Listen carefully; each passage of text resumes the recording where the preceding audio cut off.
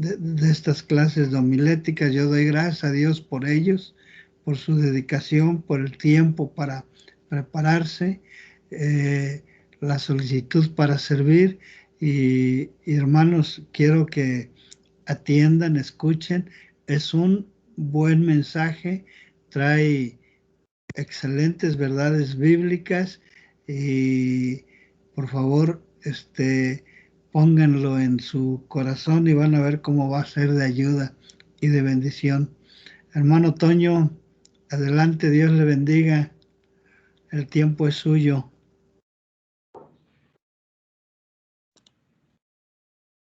Sí, pastor, muchas gracias. Y pues buenas noches, hermanos, Dios les bendice. Pues bueno, básicamente yo doy gracias a Dios por este privilegio de poder compartir con ustedes su palabra. Y pues la verdad les comparto que estoy un poquito nervioso.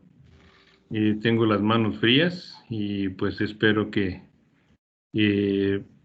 tanto el Señor pues me ayude, tanto como ustedes tengan un poquito de paciencia y comprensión.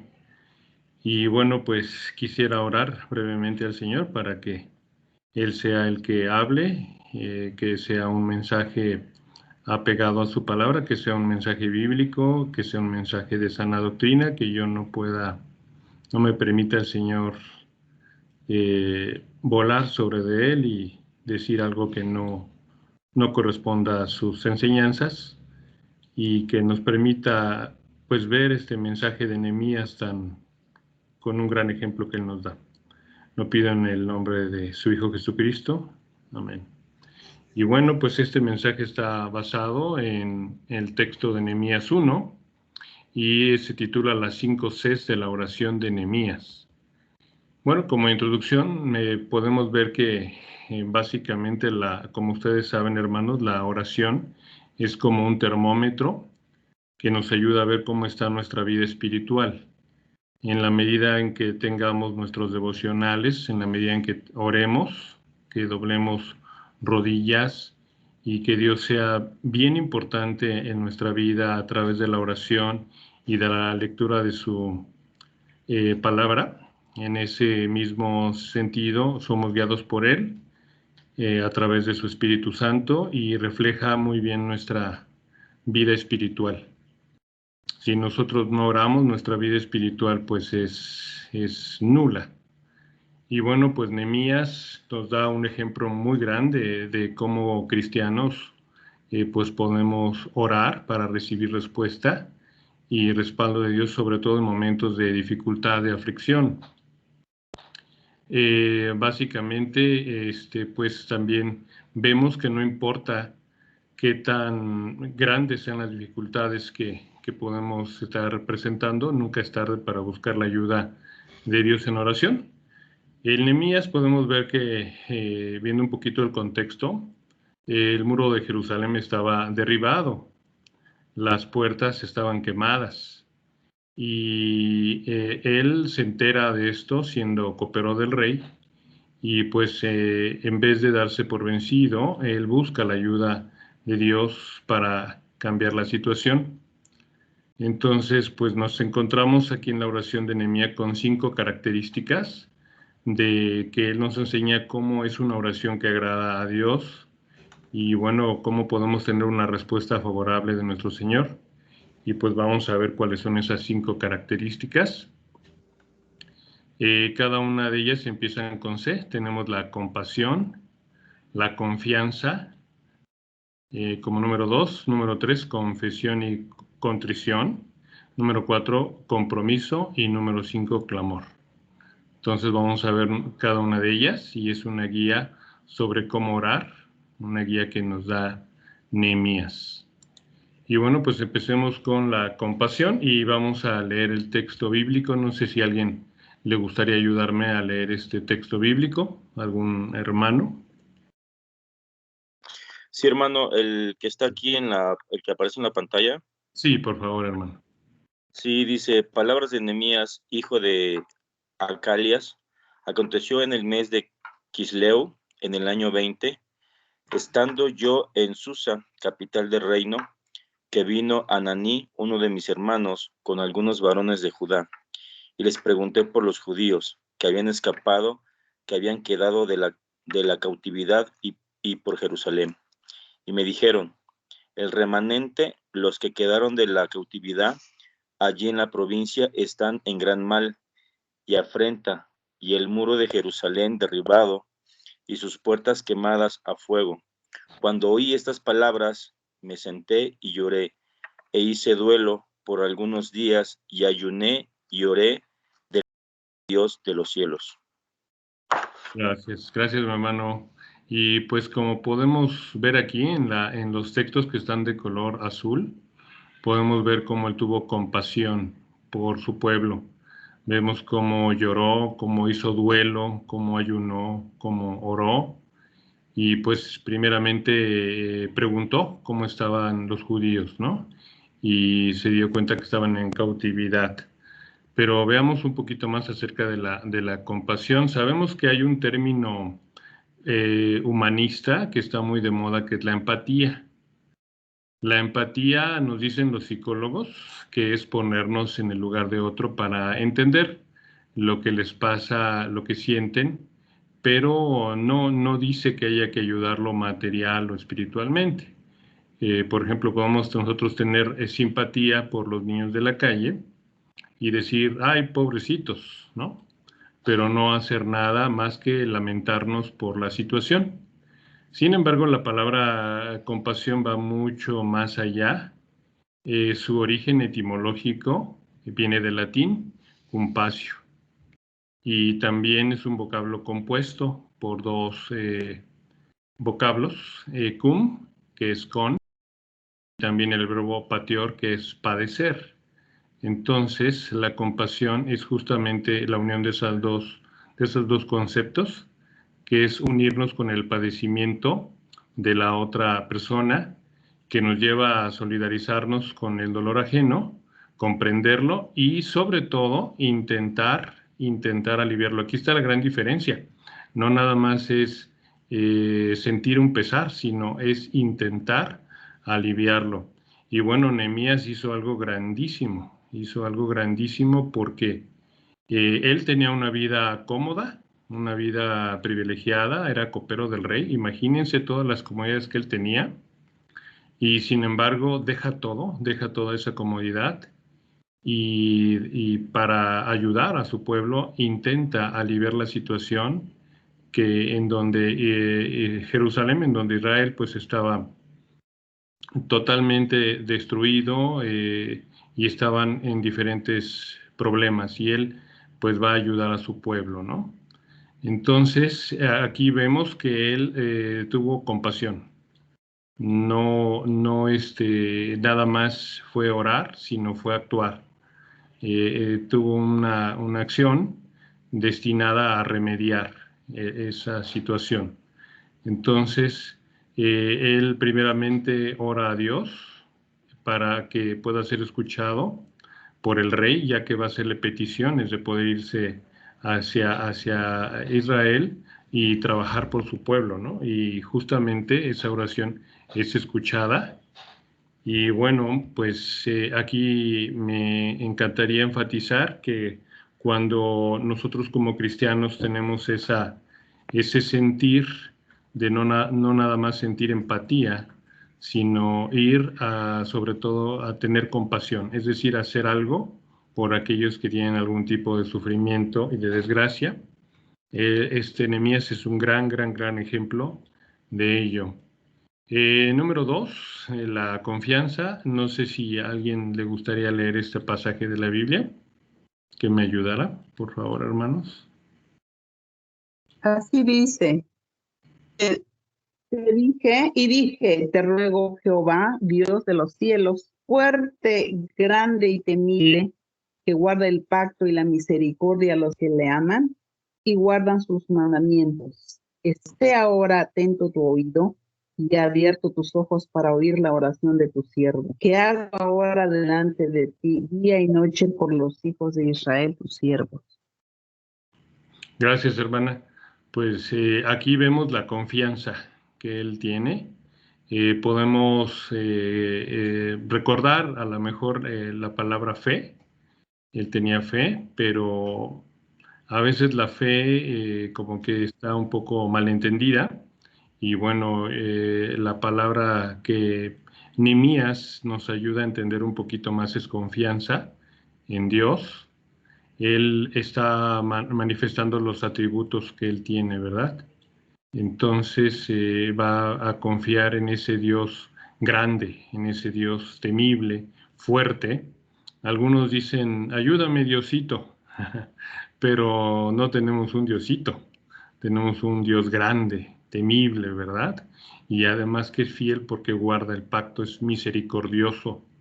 Y así como Él tiene esas promesas, también hay condiciones. Las condiciones están de color rojo, que todo esto lo da Dios a los que le aman y a los que guardan sus mandamientos. Vemos cómo Él tiene confianza en Dios y de día y de noche está orando por sus consiervos. Y bueno, pues quería yo platicarles un poquito acerca de este respecto de la confianza en Dios y de los atributos. Sabemos que hay algunos ateos que pues rechazan esto de tener una fe ciega. Y bueno, pues tenemos exponentes como Richard Dawkins o Christopher Hitchens, que son ingleses, grandes representantes del ateísmo, han participado en debates a nivel internacional. Richard Dawkins es biólogo de profesión, Christopher Hitchens es periodista, y ambos pues coinciden en decir que en el sentido religioso la fe es ciega, ¿no?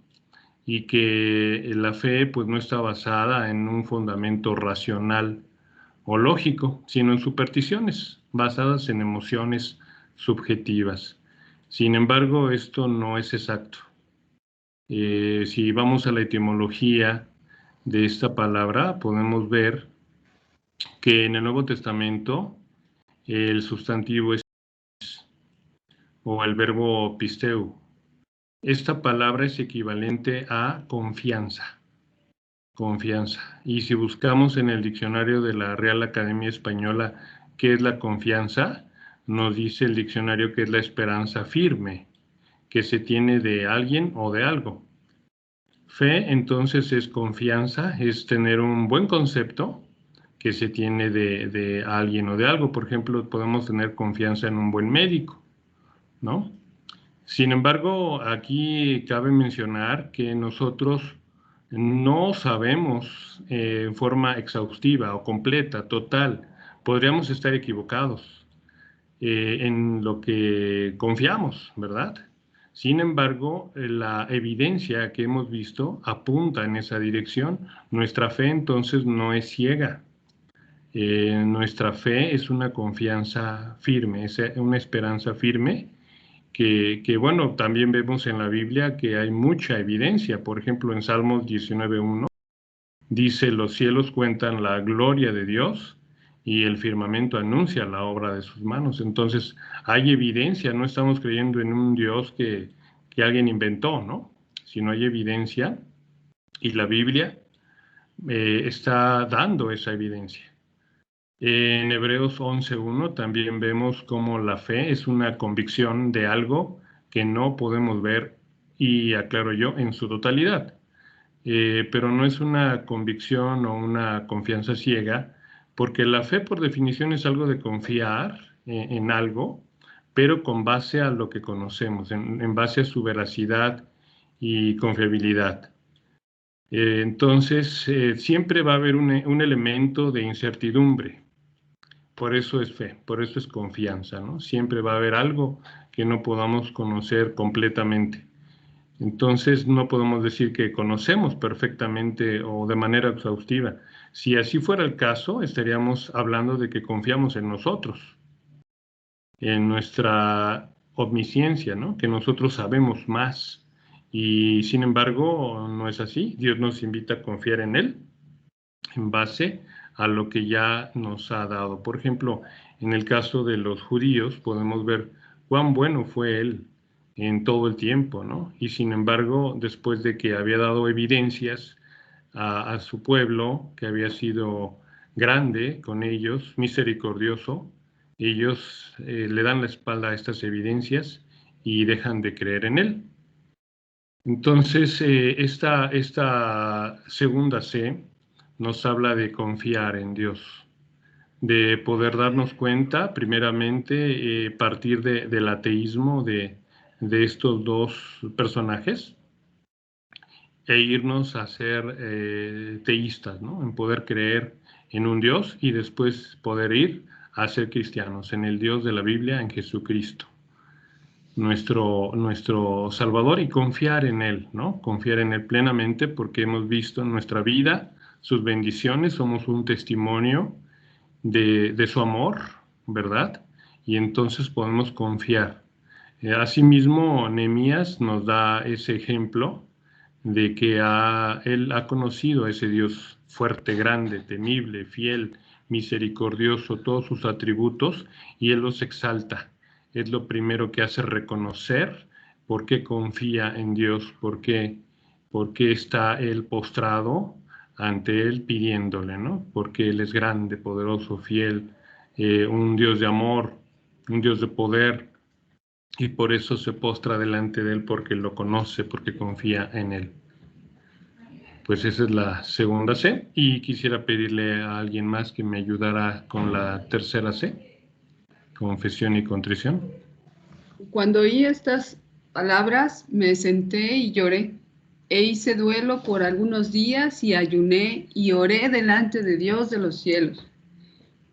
Y confieso los pecados de los hijos de Israel que hemos cometido contra ti. Sí, yo y la casa de mi padre hemos pecado.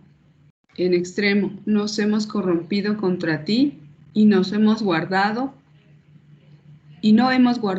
los mandamientos, estatutos y preceptos que diste a Moisés tu siervo.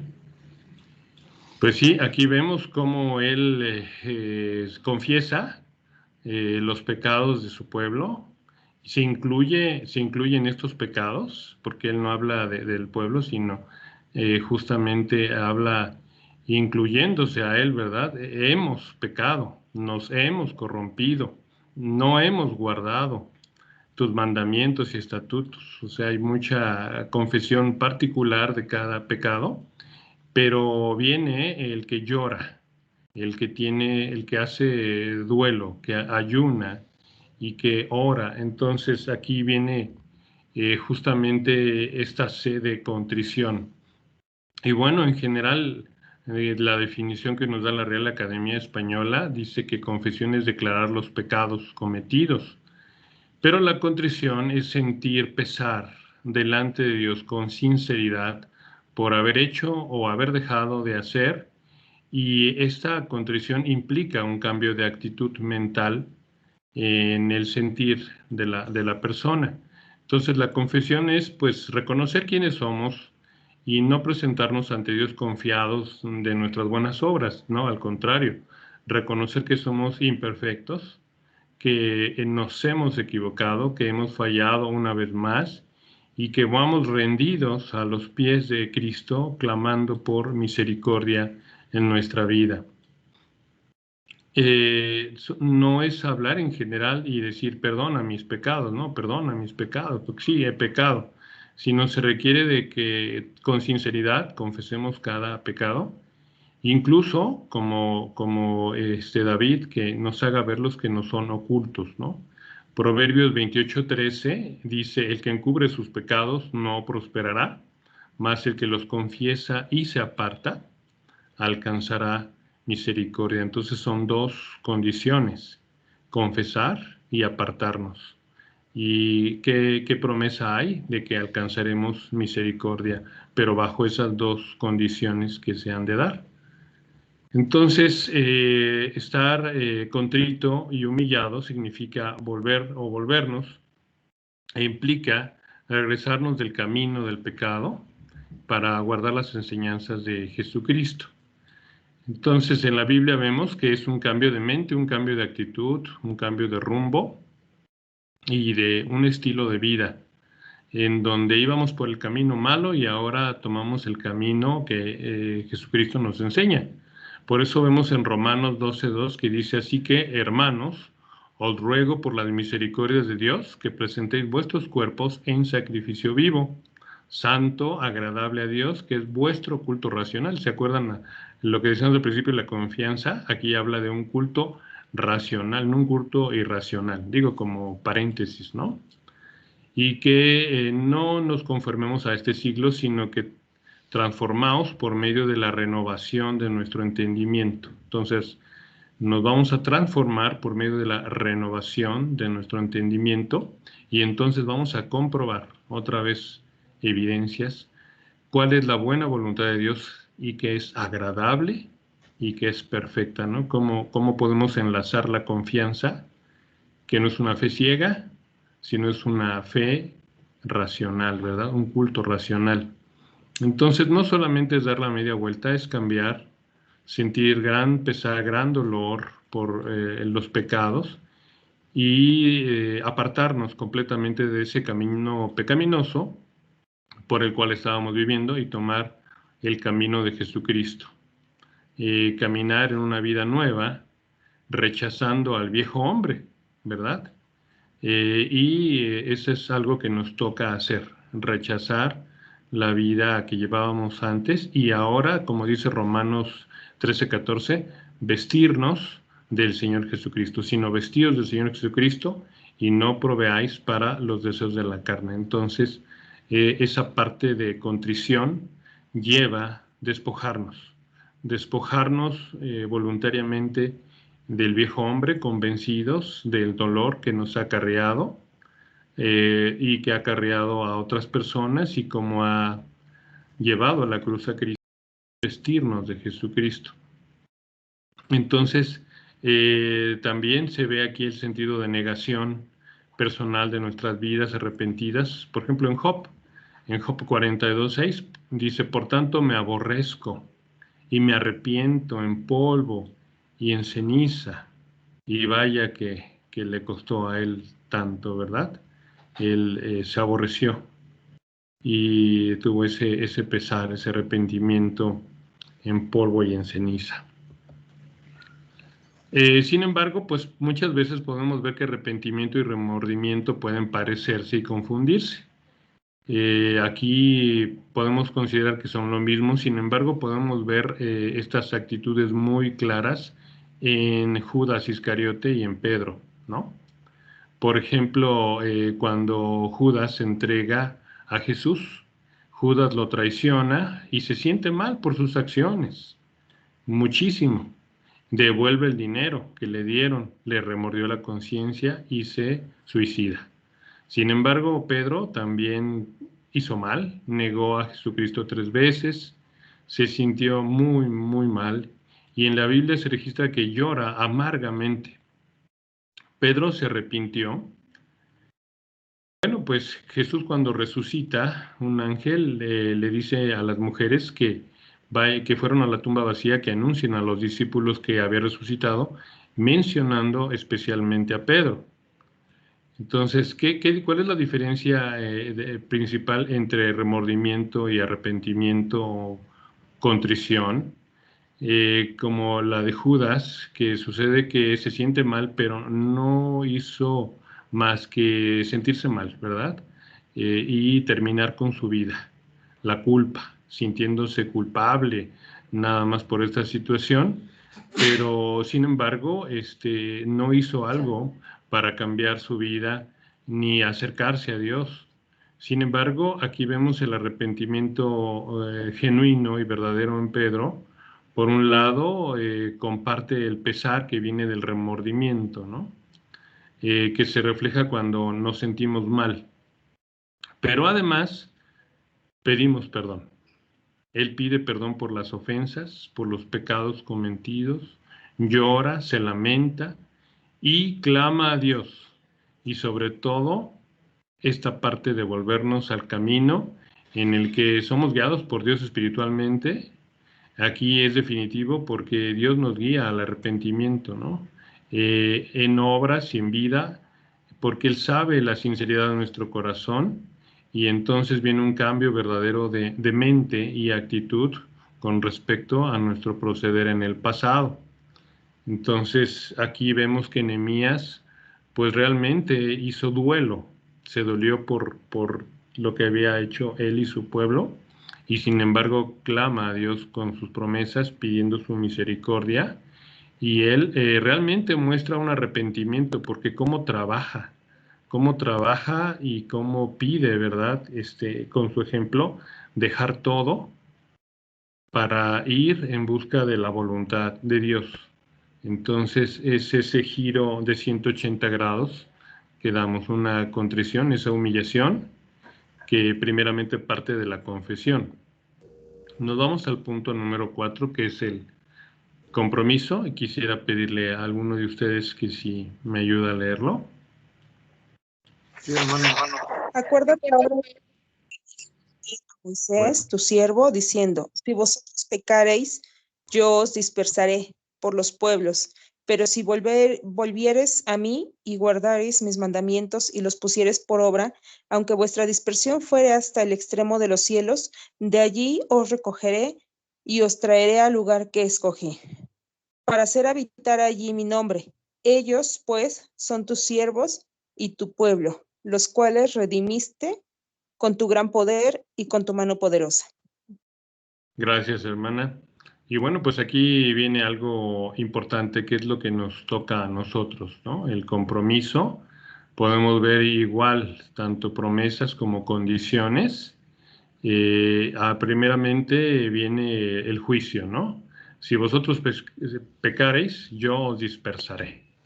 Viene el juicio. Pero viene también una condición, que si nos volvemos a Él y guardamos sus mandamientos y los pusiésemos por obra, aquí viene el compromiso, poner por obra, pues entonces está la promesa que Él nos trae, bueno, en este caso su pueblo, aunque sabemos que también es para todos sus hijos, nos trae el lugar que Él escogió, con gran poder y con mano poderosa. Bueno, aquí justamente podemos ver que este compromiso se da como manifestaba, pero con ciertas condiciones, ¿no? A los que guardan el pacto y la misericordia, a los que le aman y guardan sus mandamientos, está esa misericordia.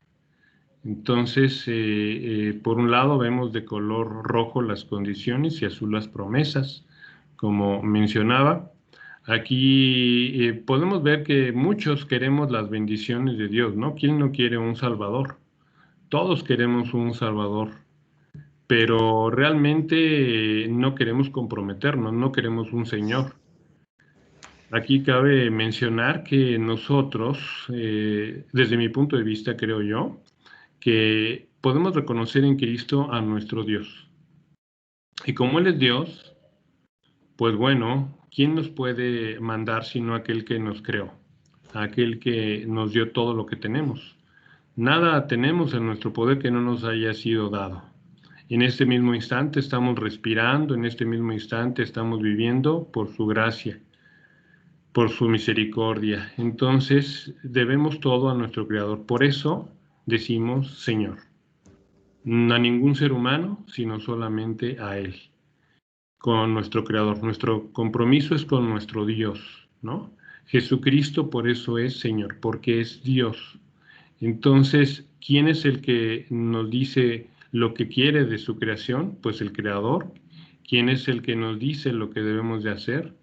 Pues Jesucristo, que como cristianos lo reconocemos como Dios, ¿no?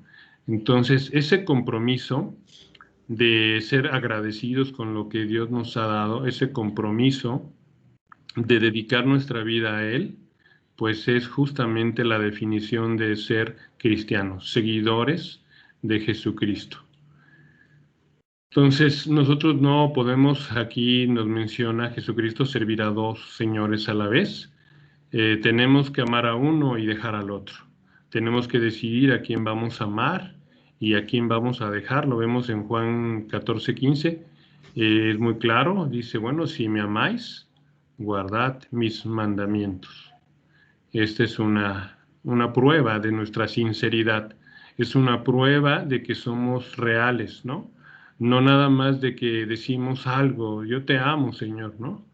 Y puedo vivir como quiera, al fin que tú ya me salvaste, sino realmente una prueba de esa sinceridad es el actuar. Hay congruencia en lo que decimos, en lo que sentimos y en lo que hacemos. Eso queda muy claro en Santiago, ¿verdad? Entonces, muéstrame tu fe y te mostraré mis obras. ¿Por qué? Porque hay congruencia en todos, hay sinceridad, el decir, el sentir y el hacer. Mateo 16:24 dice, entonces Jesús dijo a sus discípulos, si alguno quiere venir en pos de mí, si alguno quiere ser cristiano, niéguese a sí mismo y tome su cruz y sígame. Es un ejemplo de lo que ocurre en el bautismo, cuando morimos y tenemos un nuevo nacimiento, en el cual ya no vivimos nosotros, sino Cristo en nosotros. Filipenses 3:12, Pablo dice, no que lo haya alcanzado ya, ni que sea perfecto, sino que prosigo por ver si logro asir aquello por lo cual fui también nacido por Cristo Jesús. Me encanta este versículo porque hace ver cómo Cristo confió en Pablo. Cristo asió a Pablo y se da cuenta Pablo de esa situación y dice, por eso prosigo para ver si logro asir aquello por lo cual también fui asido por Jesucristo. Cristo creyó en Pablo como un siervo suyo que podía cumplir su voluntad, y en amor a él y a su perdón no quiso defraudar a su Señor y peleaba. Podemos detener o bajar el ritmo, pero no el rumbo de nuestras vidas, que es Cristo. Y bueno, para concluir, quisiera el punto 5, que es el clamor, pedir a alguno de mis hermanos que si quiere leer este texto. Te ruego, Jehová, esté ahora atento tu oído a la oración de tu siervo y a la oración de tus siervos, quienes desean reverenciar tu nombre. Concede ahora buen éxito a tu siervo y dale gracia delante de aquel varón, porque yo servía de copero al rey. Pues ¿Es todo, aquí, hermano? sí, gracias, hermano. Gracias, mi hermano. Sí, bueno, aquí me parece esta imagen muy descriptiva de cómo ese clamor, de que ni siquiera nos atrevemos a mirar al cielo. Nos ponemos a veces de plancha en el piso, postrándonos, humillándonos, a lo mejor sintiendo nuestro rostro el frío del piso, abriendo nuestras manos, clamando ayuda a Dios, humillándonos y recurriendo a Él, que es el único que puede cambiar nuestra situación. En Lucas 18:9-14 dice, a unos que confiaban en sí mismos como justos y menospreciaban a los otros, dijo también esta parábola. 2 hombres subieron al templo a orar, uno era fariseo y el otro publicano. El fariseo, puesto en pie, oraba consigo mismo de esta manera. Dios, te doy gracias porque no soy como los otros hombres, ladrones, injustos, adúlteros, ni aun como este publicano. Ayuno 2 veces a la semana, diezmo en todo lo que gano. Pero el publicano, estando lejos, no quería ni aun alzar los ojos al cielo, sino que se golpeaba el pecho, diciendo, Dios, sé propicio a mí, pecador. Os digo que éste descendió a su casa justificado antes que el otro, porque cualquiera que se enaltece será humillado, y el que se humille será enaltecido.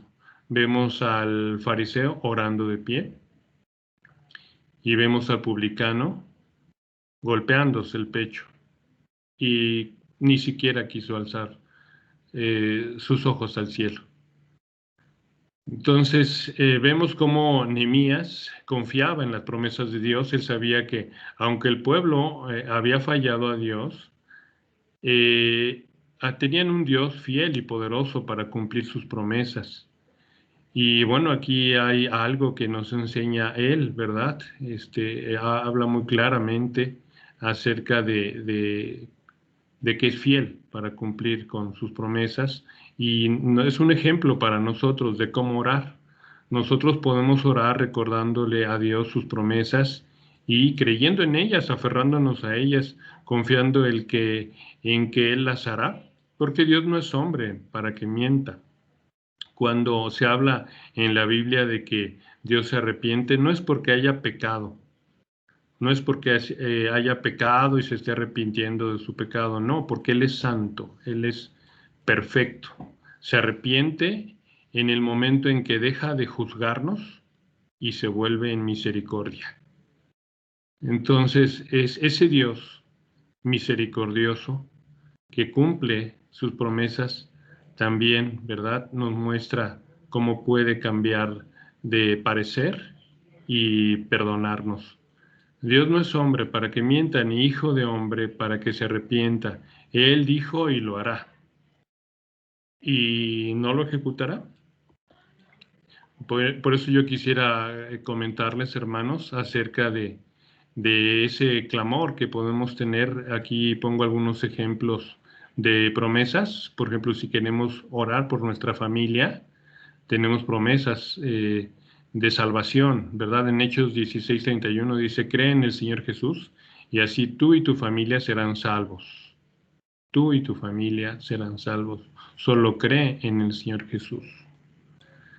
Podemos aferrarnos a esa promesa. En Ezequiel 11, 19, 20 dice, y les daré un corazón y un espíritu nuevo. Pondré dentro de ellos y quitaré el corazón de piedra del medio de su carne y les daré un corazón de carne, para que anden en mis ordenanzas y guarden mis decretos y los cumplan, me sean por pueblo y yo les seré a ellos por Dios. Entonces podemos clamar a Dios por nuestros esposos, por nuestros hijos, por nuestras esposas, por nuestros padres. Podemos clamar a Dios en esta promesa, ¿verdad? Señor, tú has dicho en tu palabra que puedes quitar ese corazón de piedra y dar un corazón de carne. Y mencionar el texto, ¿verdad? Así como Nehemías lo hacía en su oración. Quizás podamos pedir por seguridad y protección. En Salmos 118:6 dice, Jehová está conmigo, no temeré lo que pueda hacer el hombre. O en Proverbios 18:10, torre fuerte es el nombre de Jehová, a él correrá el justo y será levantado. O en Proverbios 16:3, pon en manos del Señor todas tus obras y tus proyectos se cumplirán. En estas promesas podemos orar y esperar la realización, ¿verdad? de ellas, sí, desde luego cumplimos con las condiciones que nos pide, o que nada nos falte. En Primera de Tesalonicenses 4:10, 12, 10 a 12 dice, y que procuréis tener tranquilidad y ocuparos en vuestros negocios y trabajar con vuestras manos de manera que os hemos mandado, a fin de que os conduzcáis honradamente para con los de afuera y no tengáis necesidad de nada. Entonces aquí están las condiciones: trabajar con vuestras manos como hemos mandado, y la promesa es que no tendremos necesidad de nada. Entonces, bueno, pues como conclusión, Nehemías nos da una gran enseñanza con sus 5 Cs de cómo podemos tener respuestas favorables a nuestras oraciones. Desde luego, pues hemos visto que tenemos que reconocer que tenemos un Dios con todos sus atributos, confiar en Él, ¿verdad? Reconociendo todos sus atributos: misericordioso, clemente, paciente, piadoso, fuerte, temible, grande, en fin, todos los atributos.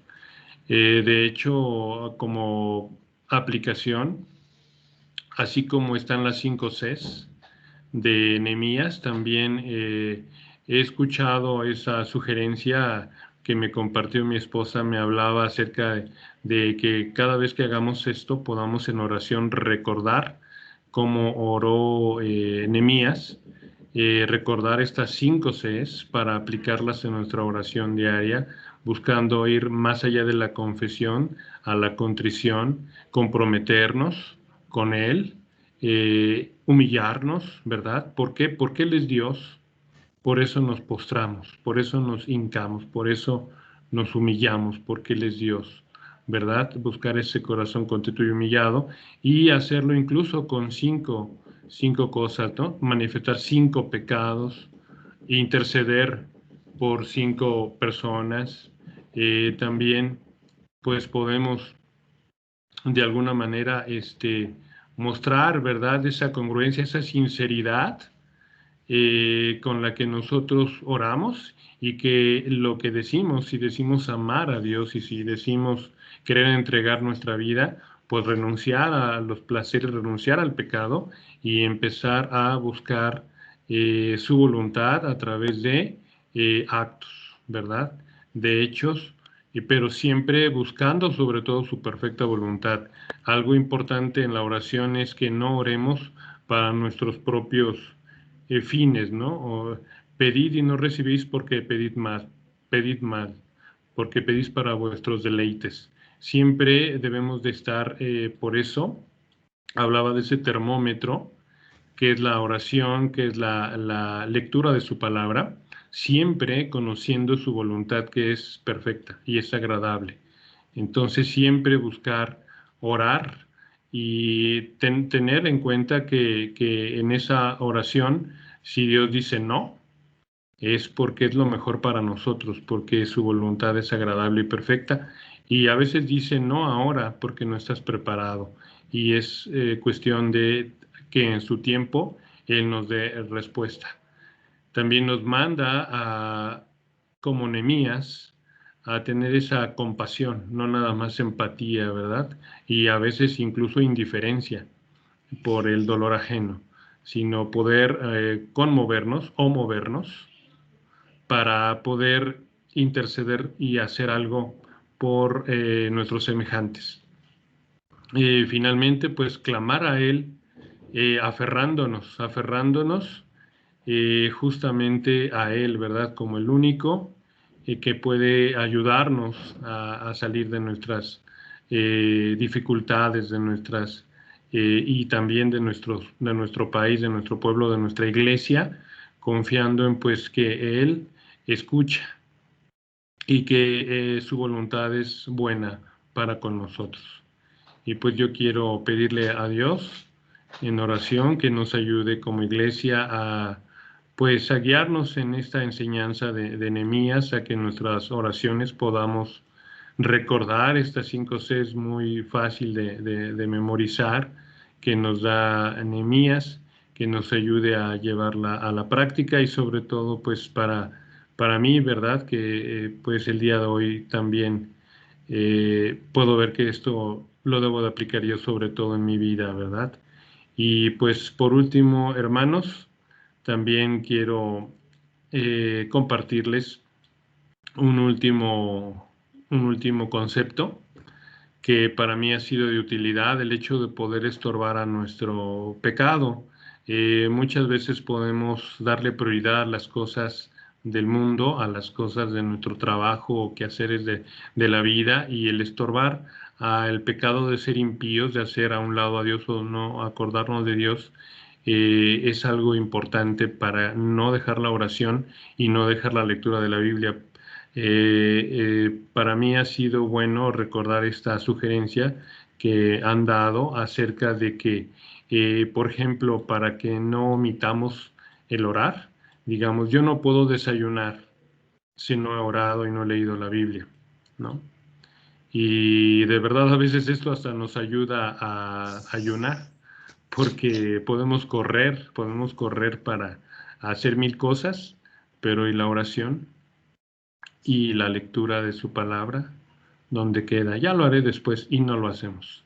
En cambio, si nos ponemos esos estorbos de no voy a desayunar hasta que no primero desayune espiritualmente, a que no tenga ese alimento espiritual, no podré tener el alimento físico. Es una buena estrategia práctica que nos ayuda a aplicar. Sobre todo también él decía que oraba de día y de noche. Otra situación para orar de noche es: no voy a poder acostarme, no puedo acostarme hasta que no haya orado a Dios. Si tenemos esa convicción, si tenemos ese propósito de no me puedo acostar hasta que no ore, también nos ayuda, ¿no? Y muchas veces podemos ver, por último, hermanos, que una manera en cómo nosotros podemos día a día hacer realidad que Él sea nuestro Señor es decir: sí, Señor. A veces escuchamos esa vocecita que nos habla y nos dice: esto está mal, Dios quiere que cambies, Dios quiere que te hinques, te pongas a orar. Por ejemplo, bueno, no me quiero poner de ejemplo, pero también debemos de testificar cómo esto no solamente son palabras, sino también ha sido bendición a nuestra vida. A veces mi despertador, bueno, no, a veces siempre suena a las 6 de la mañana y muchas veces estamos cansados. Sin embargo, sabemos que lo primero que debemos hacer es agradecer a Dios, dedicar nuestro día a Él. Y aunque tengamos esa pesadez, y bueno, aquí está mi esposa que no me deja mentir, es decir: sí, Señor, y levantarnos a doblar rodilla, a leer su palabra y a no desayunar hasta que no hayamos hecho nuestro devocional. Entonces son cuestiones que de alguna manera escuchamos esa voz que dice: hazlo, y muchas veces negamos: no, ahorita no, dame chance, y hacerlo más grande, ¿no? Dios quiere que hagas esto, el Señor quiere que hagas esto. Taladrar en nuestra mente el deseo de Dios para que no necemos con nuestra propia voz, sino que sea Él el que sea más escuchado, engrandecer su voz y repetir su voluntad. Pues, amados hermanos, yo les agradezco y para mí ha sido un privilegio poder compartir con ustedes la palabra de Dios. Gracias, hermano. Dios te bendiga. Es una bendición todos estos consejos y argumentos bíblicos. Si alguien tiene alguna pregunta.